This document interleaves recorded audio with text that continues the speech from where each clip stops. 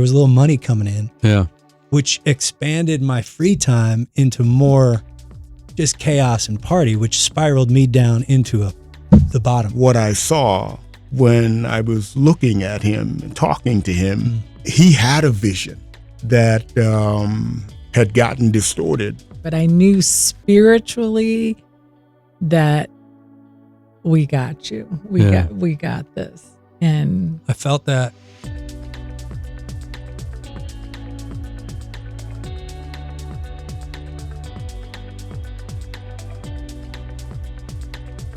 Andrew Ripp, Mike Singletary, Kim Singletary. I love that we're getting the opportunity to share this story. And this all began with a conversation about Andrew's ugly hat. I'll never forget this. We're backstage at the Fan Awards a couple of years ago. And I'm like, dude, why do you always wear that ugly Bears hat? And as a Minnesota Vikings fan, I want to preface it with that. There's a reason I call it an ugly Bears fan. For Bears fans, they're like, hey. Yeah. Well, this is magic. I mean, it became, there was a Christmas show I played in Chicago. I would play a Christmas show every year. And because it was during Christmas time, I remember my wife bought me a hat because it's the hat that Chevy Chase wears in the movies. Yeah. The corduroy old school 1980 80s Bears hat. And after wearing it for a little while, I realized like, I'm a pretty average, normal looking fella. And if I'm going to have like something to wear that kind of stays with me and tells part of my story without me having to say it, this is a really good way to kind of utilize the Bears hat, because I came from Chicago, first of all, just born and raised. And then Mike and Kim Singletary, who are such a huge part of my story, as we'll share more about. This Bears hat has really nothing to do with the football team as much as it does where I come from, where my heart is. Really just my story and how I became a believer, and how God used these individuals that had given their life to him to model that relationship for me as a kid. That's so cool. I know, Kim, this, from what I understand, all began with a friendship that you had with Andrew's mom years ago. Yep. How did you all meet? We actually met, we had moved out to where Willow Creek was, out to Barrington from Lake Forest, where the Bears headquarters were. Yeah. And Mike was still playing, and it was a bit of a stretch because it meant he had a really long commute, but we wanted to plug into the church. So Josie and I met at aerobics class at the church. We all wearing like leg warmers and all that. Is it that total era? 80s, bright color, you know. Awesome. I didn't quite do the leg warmer thing. Headband, all of it. Oh yeah. I see. I have a picture now. Yeah. You can, but always bright colors. But yeah, Joanne was, might have been leading it. I don't know. She was good. All I know is she was good. She made you work then? Yeah, she did. But she was fun. Yeah. She is so fun. She's Andrew epitomized. Yeah, she really is. Apple doesn't fall far from the tree. That's right. Gosh. That was the tree that he fell from for sure. So how was it then, Andrew, that this relationship between your mom and Kim became the catalyst for you spending time with the Singletary family? I mean, all I remember was we suddenly were, I found myself on these really sweet vacations with tons of really good people who had kids running around. We went to a place called Green Lake, Wisconsin, which was you guys, right? You guys kind of started that little... Yeah, we grew up going there. Oh, you did? Mm-hmm. I didn't know that. Yeah. Okay. Well, so did I. Yes. You know what I'm saying? I just remember being a kid running around Green Lake, and it was different from when I was running around in Palatine. It felt freer. I felt more like myself. And, again, just didn't know what that was as a kid. Like maybe it was just the people we were with, which is true, but I've come to realize that freedom was what the people were carrying. And I was byproduct maybe isn't the right word, but more of just like influenced by their relationship with the Lord in a way that, I didn't understand what it was. It was like the Holy Spirit to me as a kid was a fictional character. Yeah. It was something people would say to make you feel like you weren't alone. And it wasn't until later on in my life where I had my come to Jesus that I realized God was moving in those times when I was a kid. He was right there with me, working through the lives of our friends. So That's so cool. yeah. Did it sink in for you that you are hanging out with one of the NFL's greatest middle linebackers in history? I mean, Mike Singletary, 10-time All-Pro, Yeah. is that right? Yes, sir. Hall of Fame member. When you would look across the line into the eyes of Mike Singletary when he's Yeah. playing football, I'm telling you, the fear of God would be in you. I mean, Yeah. those eyes, that look. Did it ever sink in that you're hanging out with one of the greatest football players of all time? I mean, I think that you could feel the presence of that, but for me as a kid, I didn't really understand it. Yeah. I was honestly like just way more influenced by the fact that these incredible human beings carried peace. I didn't really have that growing up. So when I was around you guys, I was so incredibly, I felt safe, you know, I felt safe. And that's what happens when, you know, you're surrounded by the presence of God. And I think, you know, yes, I was aware that this football thing was huge growing up in Chicago, especially around that time. It was a strong presence, but it's a testament really to this conversation. It is a testament to how powerful it is when you say yes to God in your life, because that was huge. The fact that you were a Chicago Bear and you were doing but it wasn't as big as the decision you made to follow him. Right. To me as a kid. Maybe if I was a little older and more kind of like aware of what that even meant in Chicago, but I was pretty young. I was probably 8 or 9. Yeah, because you were 3 years old when Mike was sitting there doing the Super Bowl shuffle. With Right, the I was 85 really young Bears. during that time. When did you guys meet? My mom. We moved to Barrington in 90. Okay. So it was 1990. Yeah.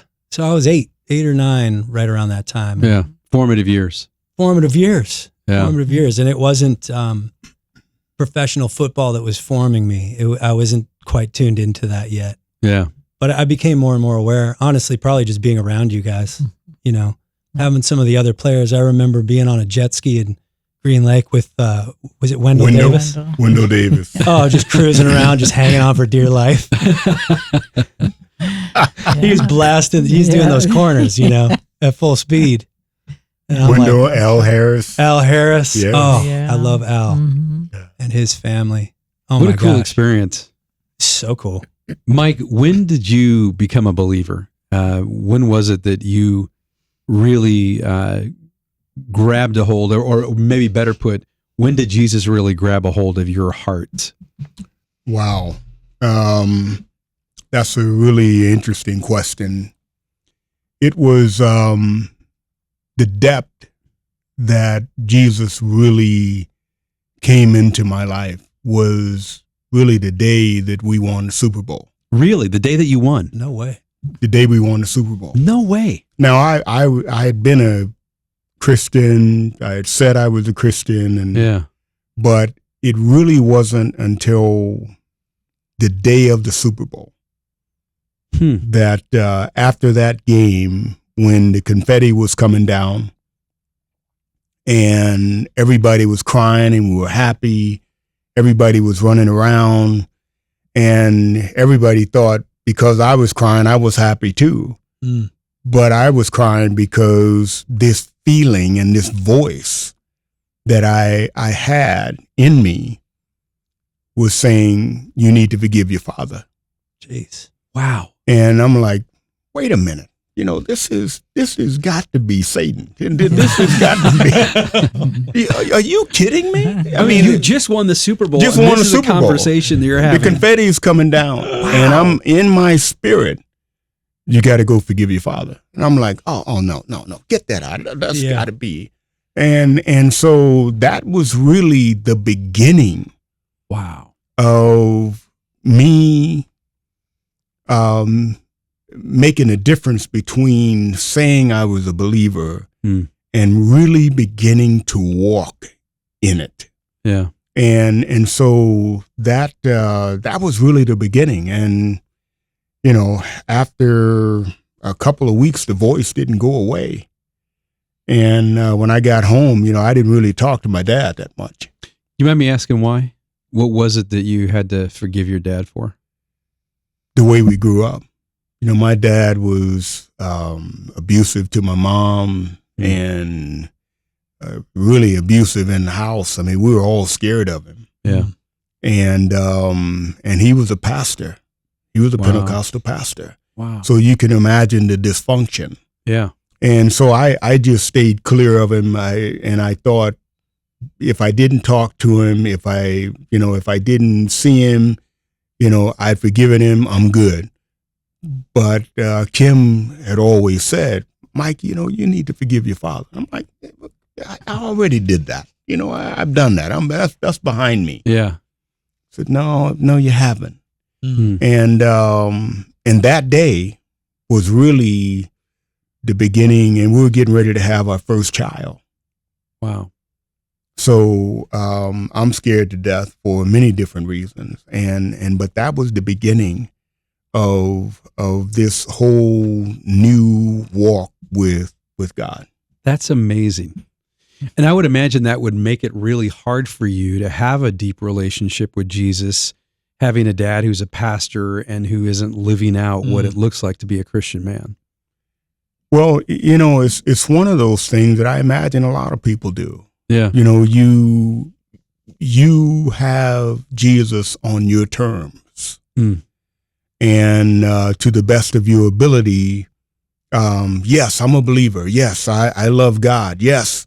But there's something that you need to do that would make the pathway clear. Yeah. It's a bit cluttered with you. And so that was really the first time that I realized that I've got to do this. I've got to go deeper in order to get all that I'm asking God for, because now it's different. It's you won the Super Bowl, you've done a lot of good things, and now what? Yeah. And that's kind of where I was. That's amazing. And that God would speak to you about that on that day. It was scary. It was amazing. I was angry. I was frustrated. It was a very frustrating feeling. Yeah. To know that at this time, on this day, what I thought was going to be one of the greatest days of my life and greatest feelings, you're telling me I got to forgive my dad. Like, wow. Really? but that's it. Isn't that just like God, though? It's like you've reached the pinnacle of success as a football player, and on that day, it's the day he says, listen, I've got more important things for you to do than win a Super Bowl. Right. Absolutely. Wow. How did that conversation go after God wouldn't leave you alone? Well, finally, I after a week and a half, 2 weeks, said, okay, you know what? I'm gonna call him. So I pick up the phone and I said, you know what? I'm gonna call him, and if he doesn't answer on the first ring, I'm done. I've done what you asked me to do. That's it. Sure enough, and I hadn't talked to my dad in a while. Yeah. And at that time, there's no caller ID. Yeah. No. So I call him. He picks up the phone. Hello. So, say, hey, Dad. I said, I just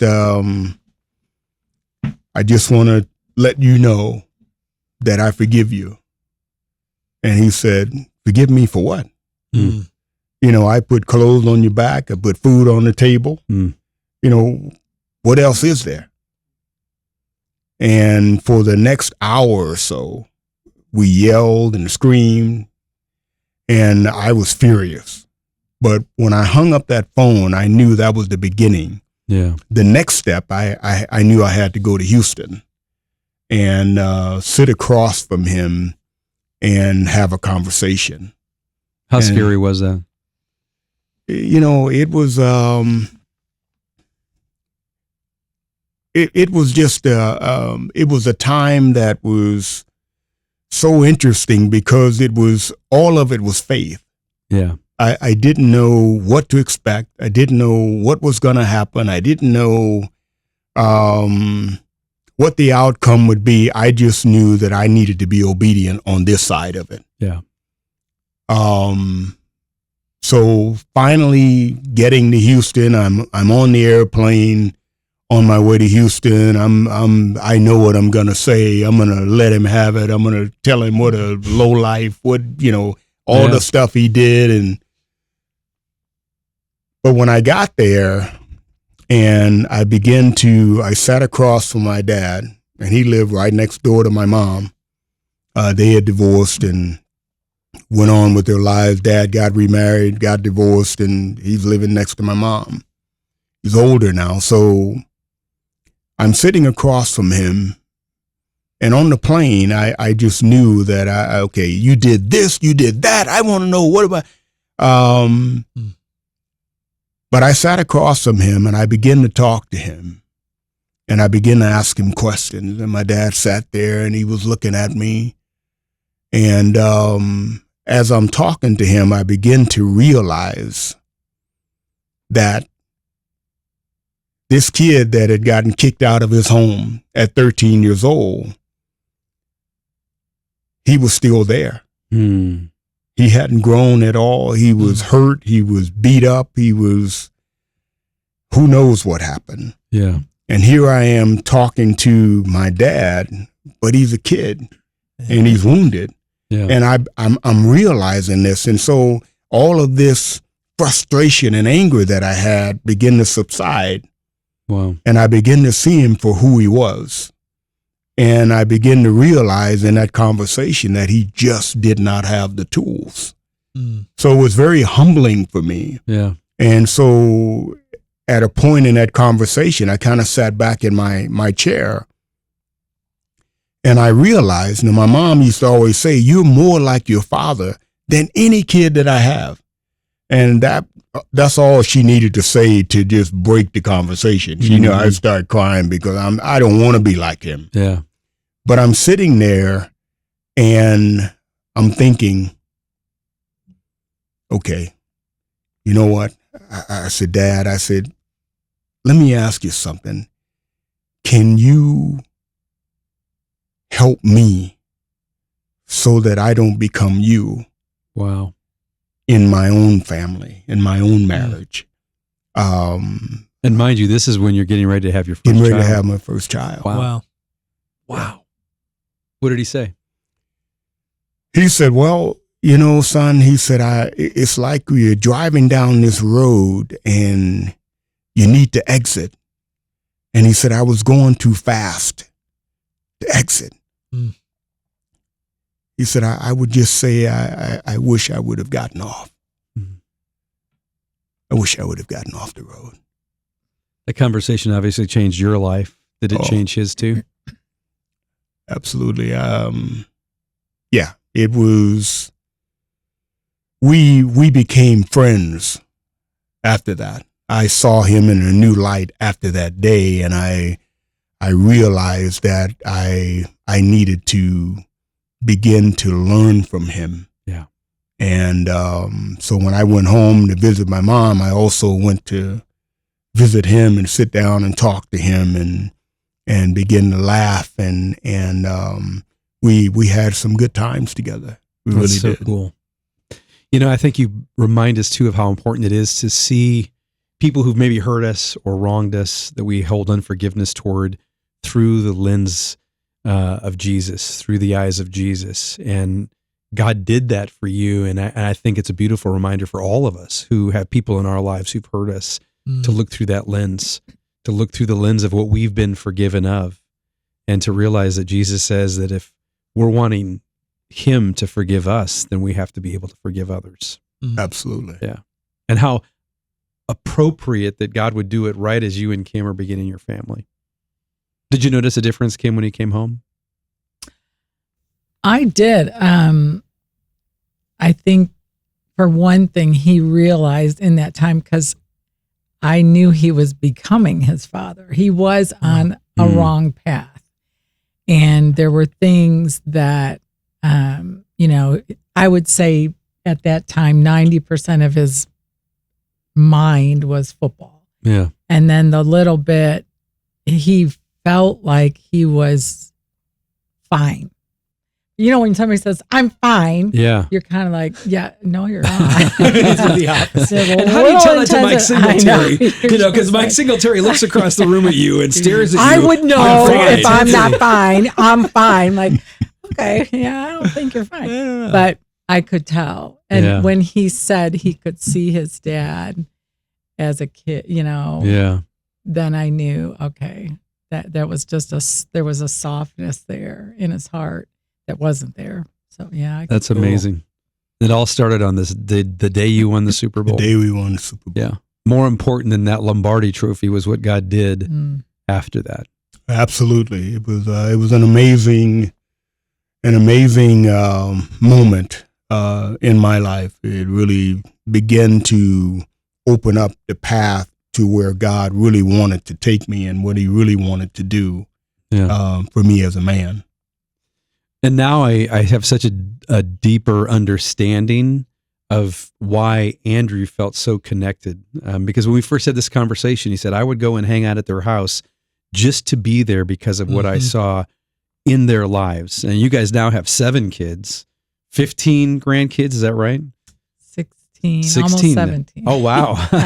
Yeah, almost 17. But to see the legacy that you've left, not only on the football field, but much more importantly, off the football field is amazing. And that's why your life was so impacted just in being around their family. No doubt about it.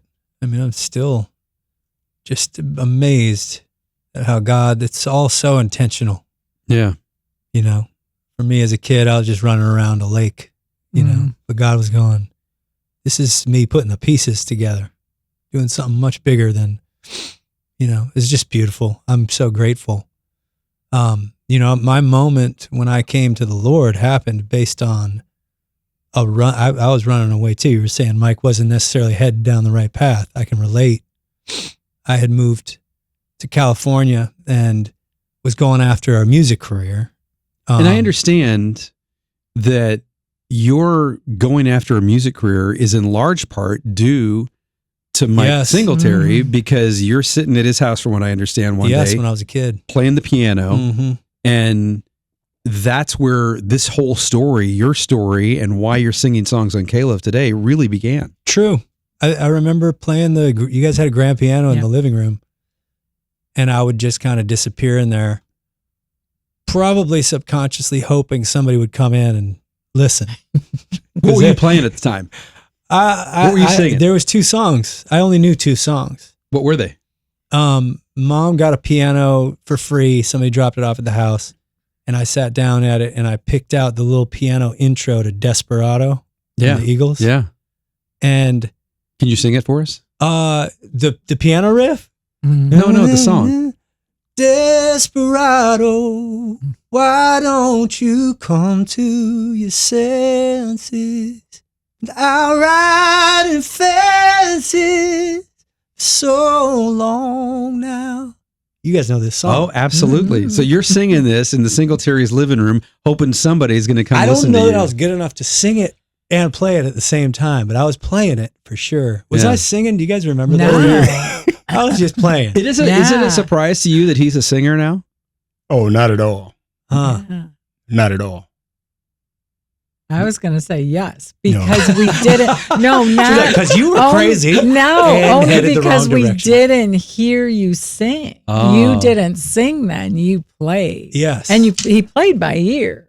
So we were so impressed with that, or just pick up a guitar. So we didn't hear the singing for a while. Not till California. Right. Yeah.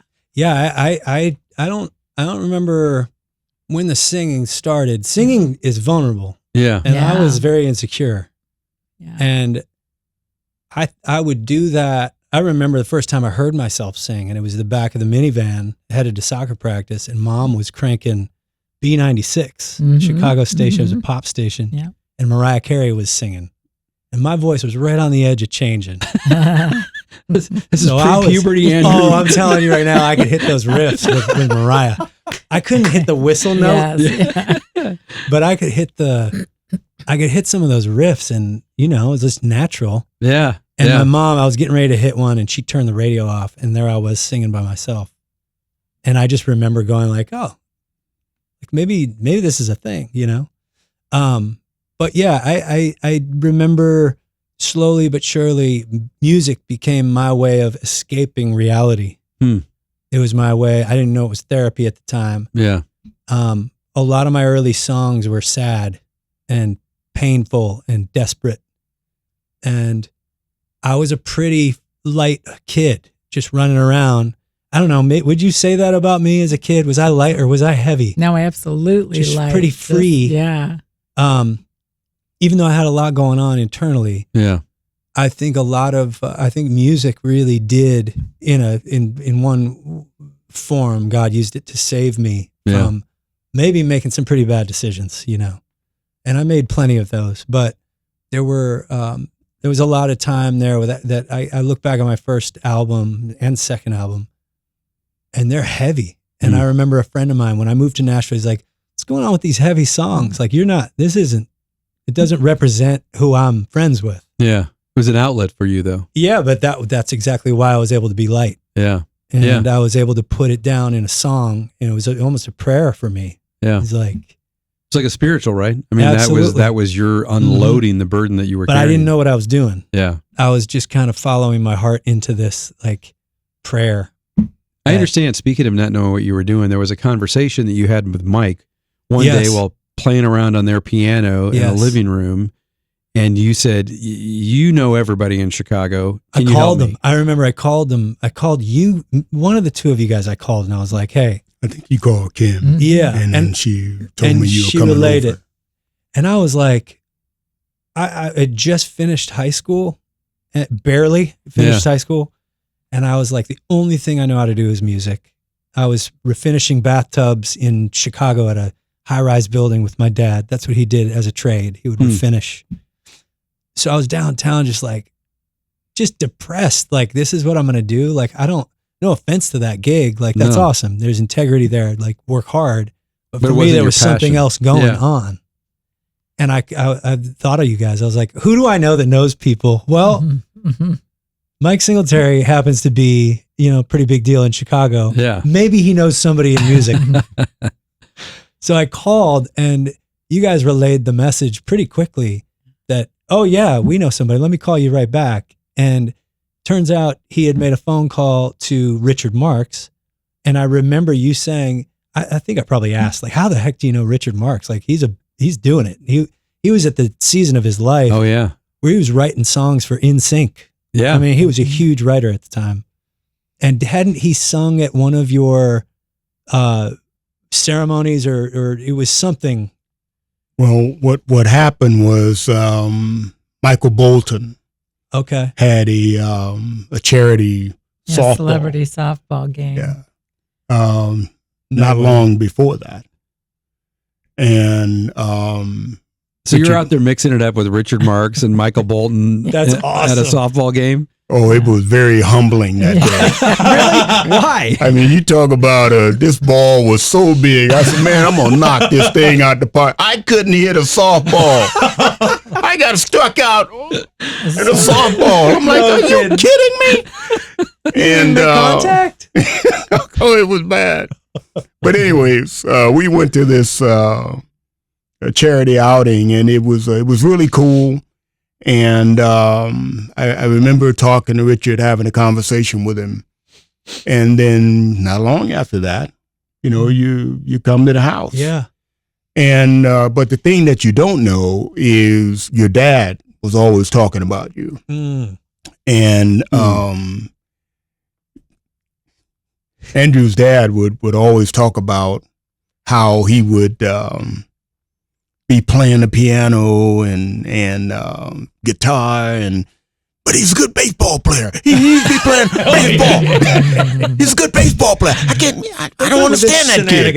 He's a great baseball player. He won't play. And then I'm sitting there listening to him, and then finally, when Andrew was at our house, he's always, messing around with something and kind of, playing,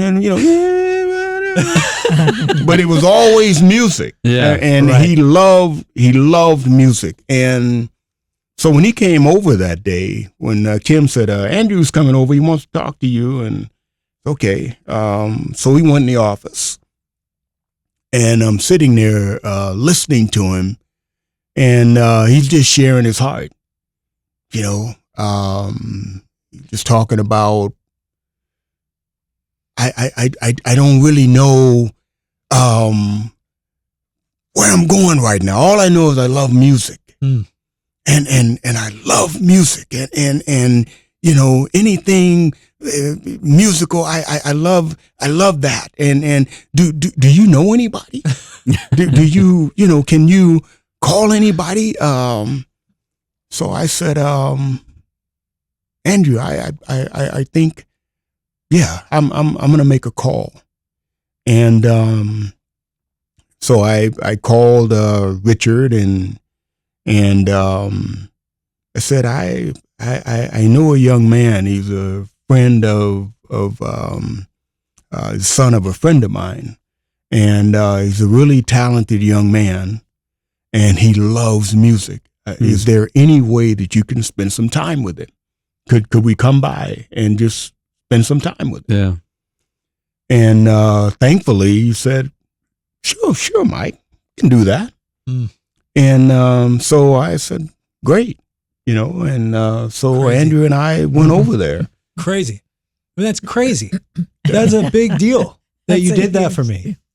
For those of us who grew up That's in a the huge 80s, Right deal. Here Waiting was like Yes, the love right. song of the 80s, right? Yeah. You know, he didn't just call his buddy that liked music. He called Richard Marx, Yeah. and he put his time and, you know, reputation on the line for But some you know what? kid. Here's something, and I was, you were asking me this morning, what was I thinking about? And I was dreaming about last night, that time, that moment. Yeah. And knowing that we were coming here to do this. But it's something about when you're around someone, there are several kind of people in life. Yeah. There are people that want to sit down and talk about the problem. Mm. And those are the kind of people that will run you off. And Andrew was talking about what he loved. Yeah. And it was very evident that he loved music. Everything about him, when he came to the house, when you were around him, he was singing, even when he didn't know he was singing. Mm. You know, he's whispering something. Right. You know, but he's always, even if he wasn't at a piano, he's on something. You know, Air piano. Or, you know, boom, boom, boom, boom. We get a couple pencils, and it's like, man, this kid, he loves music. And so that day, when I was asking him, well, what is it about music that you know, man, it's the way I communicate. It's the way it's me, you know, and so it's very obvious. Yeah. So when you ask me, did you feel that, is it a surprise to you that he's doing? No. What else could he do? Right. I mean, that's his gift. What else Yeah. could he That's do? right. Yeah. It was very obvious to me. So that's why Richard Marx came to mind, Yeah. because I saw that I don't know what it is in music. I don't know if he's going to play an instrument. I don't know if he's going to sing. I don't know. But it's music. It's Yeah. music. And when you looked in his eyes Yeah. as a young man, it was there. Yeah. And I imagine us the same thing that when I was talking to different coaches and mentors, and I'm looking at them and I'm asking, how do I do this? Yeah. How do I become the best at Right. this? I'm sure they saw the same thing in me. There's Yeah. a desperation there. when And it's- so, yes. Yeah. And so it's like, I got to help this kid Yeah. because I see something. Mm. And sometimes it takes one to see it. Yeah. And so it was just, like I said, it was very evident, and it was worth that call and whatever else that I needed to do in order to try and make that happen. It was so awesome. I mean, I remember you picking me up. You had a couple of the kids with you because you had, 94 kids. And I was probably pregnant. 95. Take them. And you had two of the kids with you pick me up the sun hadn't even rose up yet. It was early. It was like before work, we're going to meet with Richard Marx, Yeah. Drove out to his house. The gates swing open. The big roundabout with the fountain. I mean, it's like, talk about intimidating. Yeah. I got 2 songs to my name that I've written. Yeah. And I'm about to share them with this guy. And was he still rocking the mullet at that time? I don't think he was. I think that had been updated. He had gotten a reboot. But he's probably back to it now because it's cool now. It's back in. The kids are rocking mullets. Anyway, the thing I want to make sure I share was I went into that as a terrified little kid, knowing you guys had my back, which was huge for me. I didn't know how to put my trust in the Lord yet, but I had these people that God gave me that I knew I could trust, Yeah. So walking into that house full of intimidation, fear, but the good kind, the kind that pushes you to be great. I walked through it, but I remember you praying in the car. It was just simple. I don't even remember what really happened in the meeting outside of squeaking out a song at the piano. But I remember you praying before. We walked in, whirlwind. I think it went well. Walked out, and you prayed, God, if this is a door that's supposed to open, I pray that you would swing it open. And if not, lock it shut. And when we walked out, you looked at me on the way to the car. You're like, I think that door swung open. Wow. And it did, even though I think God used Richard as a point of like encouragement to me. Affirmation. Like we wrote a couple songs, wound up just kind of losing touch. Yeah. But what it did to me in that moment was I had a confidence that was building in this young version of myself that needed to know that I could do this, and that was powerful. I think that prayer might have been more powerful than whatever happened in the meeting, That's what I remember about it. I'll tell you that. Well, I don't know if you remember this. We walked in the house, and there were these gold records or whatever on the wall. These awards and things like that. I remember in this that long hallway. hall. Yeah. And there was a piano somewhere, and I think Andrew got on the piano. Well, that's one of the parts I remember because Richard leaned over that piano and started playing about a foot and a half from my face and said, "Show me what you got." And I was like, but it was really cool. Yeah, it was really cool. That's a cool really moment. Cool. We got the kids on the floor in that little room eating a snack, and there I was. Shivering in my boots. And Richard was really, he was great. Yeah. He was fantastic. He was great. I think he changed my life in that moment. I really do. There was something about sitting there with a guy that had done it in music. And he looked at me because he did say, I was going to tell you to move to LA and cut your teeth, get it figured out. But I think I can help you here. Yeah. And he didn't realize that he already had helped me here just by saying yes to a meeting. Yeah. It was so powerful. So fast forward, you end up moving to LA. I did. I went to LA after, I don't know, maybe about 6 months to a year where I started writing more because I was just fired up. And then 3 of my friends moved out there to go to a school called Azusa Pacific University. Yeah. And they had an open room. And I was like, family was kind of traumatic at the time. It hadn't really sussed itself out at all. And I needed to get away.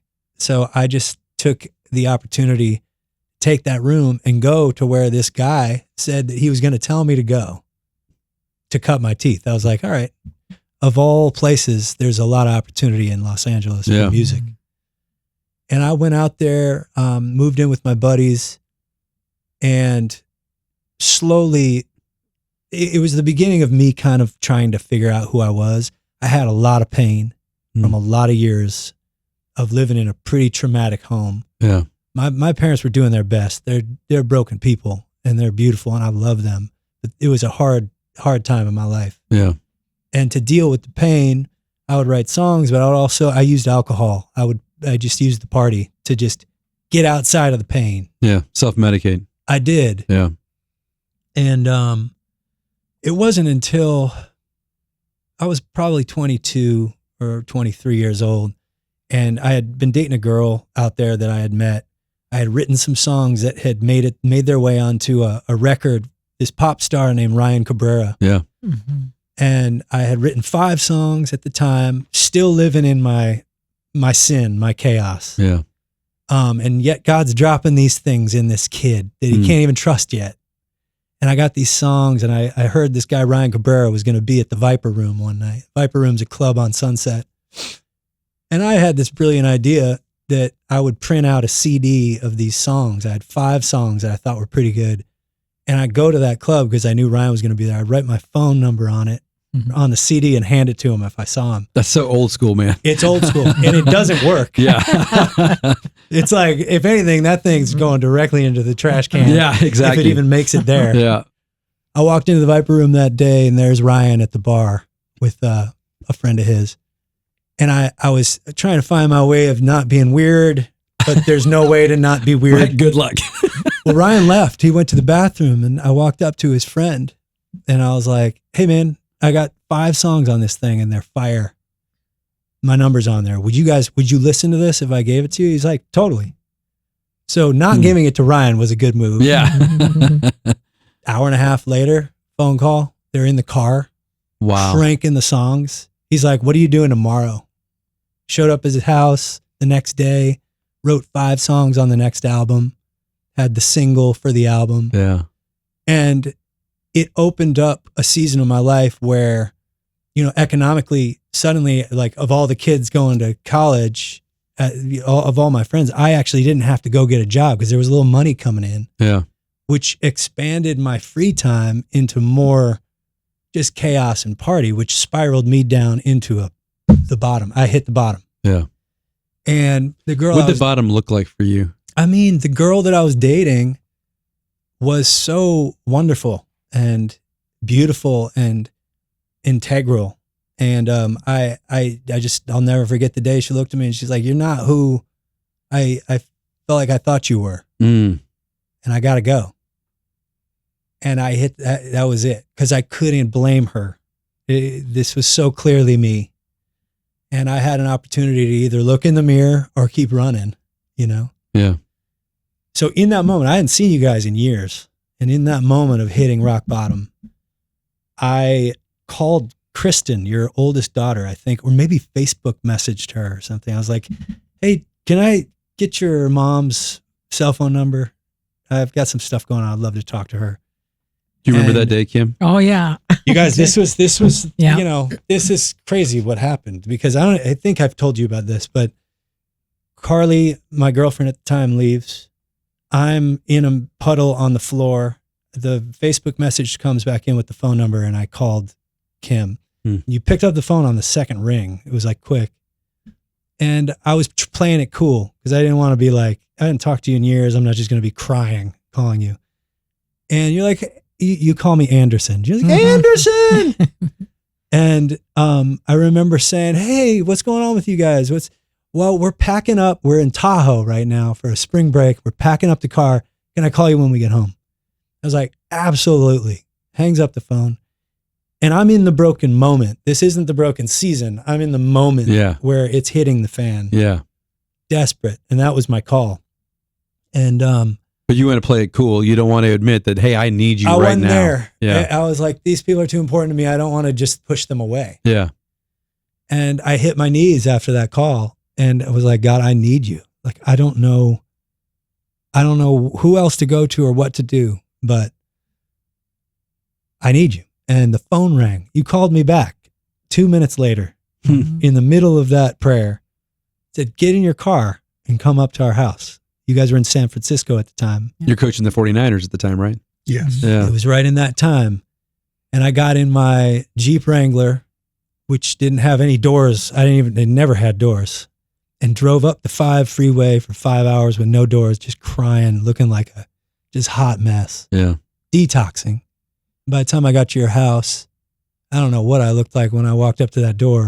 But I remember you guys answering the door, and the family was in the family room way in the back of the house or in the side.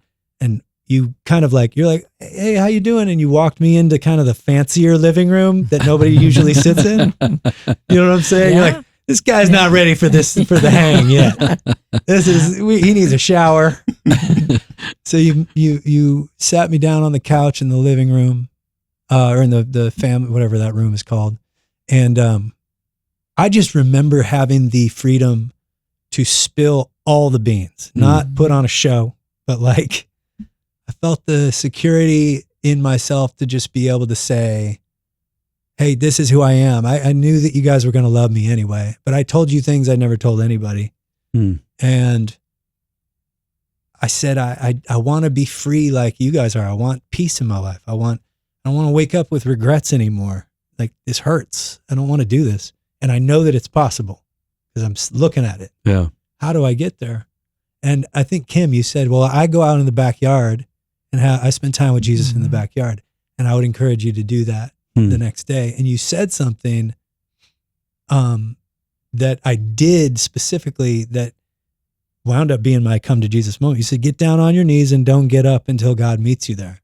Wow. You didn't give me words. You didn't give me a map or a program to what to expect. You just said, get down on your knees, surrender your heart, and don't get up until God meets you there. That was a big part because I would probably have gotten up and found a distraction, but I stayed there and I cried for a long time. And the way I say it, which is the most simple thing, I mean, I just remember going down on my knees that day. I was alone. Yeah. And when I got up, I was not alone, and I have not been alone since. Wow. Absolutely not. Changed the whole game. And God was with me when I went down on my knees. I wasn't aware of it. Yeah. There was a relationship that started in that moment that I don't know that I would still be here if it wasn't for that, you know? It was that serious? Yeah. I mean, I was a raging alcoholic. Yeah. Would run to, it was rough. Yeah. Wow. Mm-hmm. How do you guys remember that day? I remember exactly like that. We were packing up the car to leave Tahoe, and I just knew, obviously by the Spirit, he needs, I could hear, and we of course knew what he grew up in. Yeah. And I knew he needed to come, and we got in the car and I said, that was Anderson. Are you gonna, it's okay. I'm gonna have him come up. Yeah. And of course. And so I said, by the time we get home, if you start driving, we'll be there. But I knew he needed that. And I told him, I said, you've got a breaker anointing. You're going to break some of the things that you've been through. But I feel like one time I almost apologized because it's like, that's a tough road. Yeah. It's a really tough road, but I know that's what God is bringing you to. Yeah. And I knew how important Carly was to him. And that was sort of the catalyst to get right, not really knowing what all that would take. Yeah. But I just felt like I know that there's things I'll have to go through physically, but I knew spiritually that we got you. We got this. And I felt that. Yeah. I felt that so strongly. The girl that left, I don't know, 6 months later, after starting to clean up my life, I still had some alcohol problems for another year or so. Yeah. But I was going after the Lord now. I had, like you were saying about the moment and on the field, that happened in the backyard for me. And it was like, oh, like now that I know this, I can't keep doing that and be okay with it. And Carly wound up coming back we hung out one day and she was like, what's going on? And I was able to share the love of God Mm. with her and how it wasn't just a thing. It was a relationship that I've now engaged in. Yeah. And she wasn't just talking to a guy.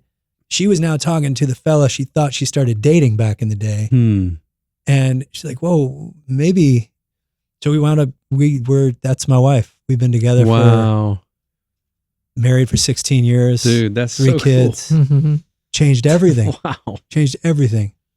And yeah, it's just amazing how God can use. I mean, I've got the breakdown song out right now. Yeah, I was thinking that as Kim was saying how she knew you were gonna, be someone who broke through. I was like, that's the song. I mean, That's it. And how often do we need that reminder? Because I think so often we're so conditioned to comfort that we don't want to go through difficult seasons. We don't want to go through hard things. But how often are those hard things, the breakdowns in our life, where God brings the breakthrough? That's exactly right. I mean, if you're at rock bottom right now, I'm telling you, congratulations. Mm-hmm. What a great place to start, right? Yeah.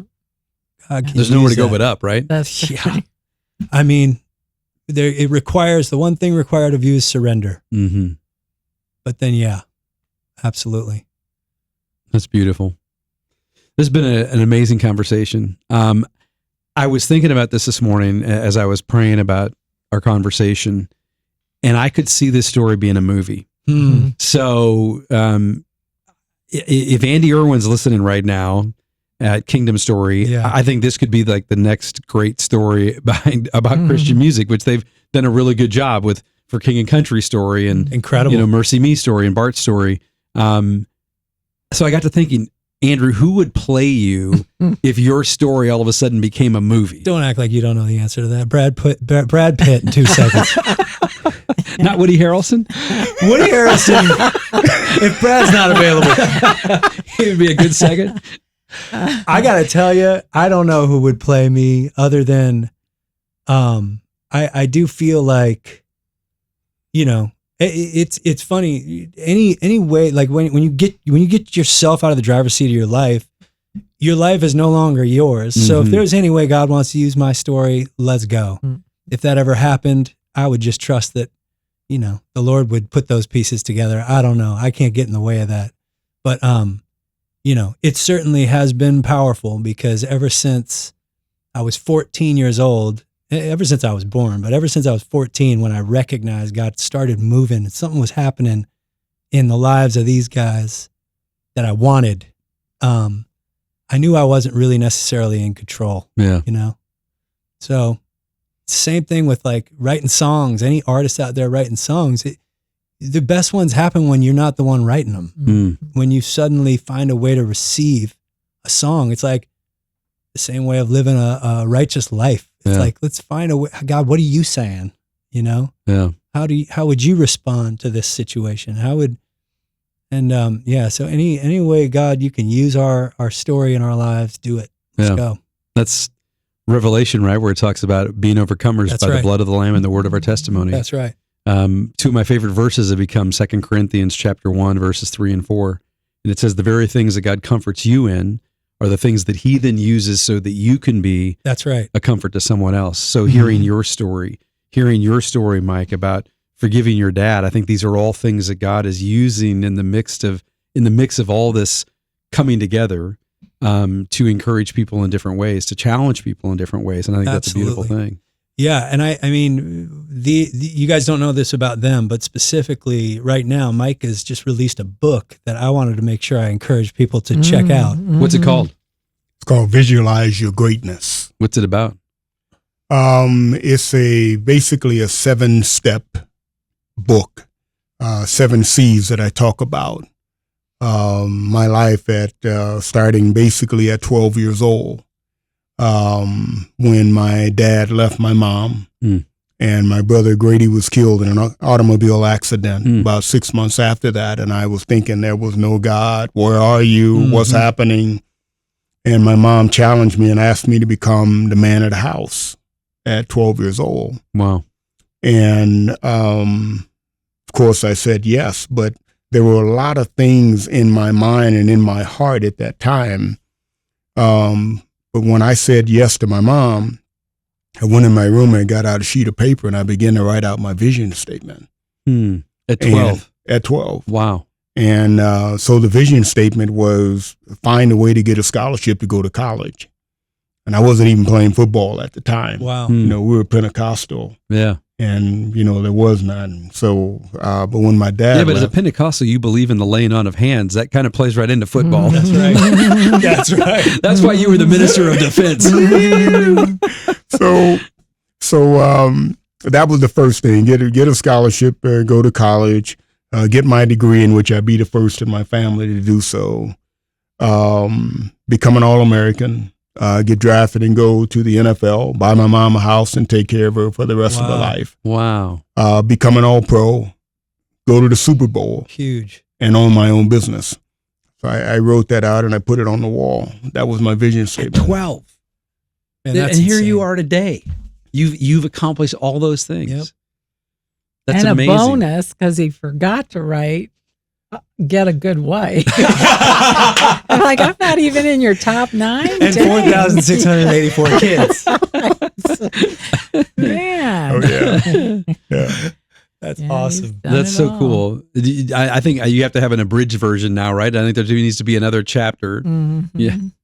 Well, you know what's the thing about the book, and you can get it at MikeSingletaryBooks.com.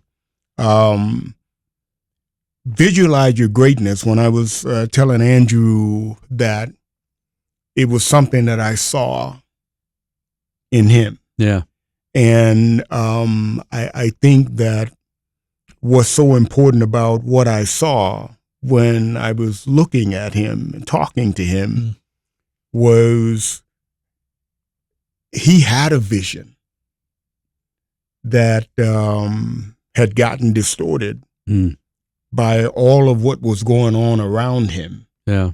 And but I'm just going to talk about the first C out of those 7 C's, and that's having the courage to write it out. Mm.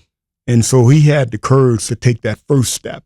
Yeah. And I think that so oftentimes in life that we get confused and talk about our pain rather than walking through it, having the courage to walk through it. And so by him taking that first step, and, you know, God can take us the rest of the way. Yeah. If we can take that first step. Yeah. It's kind of like that scene in the Indiana Jones movie, right? Yes. Right, where they're Yes. sitting there and he's walking to get the chalice of Jesus, and he's got to follow that path and he can't see his Great first analogy. step. Yeah. And it doesn't show up until you take that step. Yeah, exactly. He's walking by faith and not by sight, right? Yes. But I love that you're visualizing this for your own life, then becomes the catalyst for you being able to visualize greatness in other people's lives. Yeah. Yes. And so you then come into that role as a mentor. And I love that about what God has done with your life, not only as a football player, mentoring other players as they came up, but now as a man of God, mentoring other men to draw closer to Jesus. And I think that's beautiful. Well, I think, so oftentimes as we live our lives, the things that happen to us that we don't know why they're happening. We don't know, why did did you allow that to happen to me? You're God. Why? Yeah. But if we have that courage, then part 2 will come, which is God working through us, using it to help others. Yep. And that's really what this life is all about. Right. That's right. So good. Yeah. Well, thank you all for being here. This has been amazing.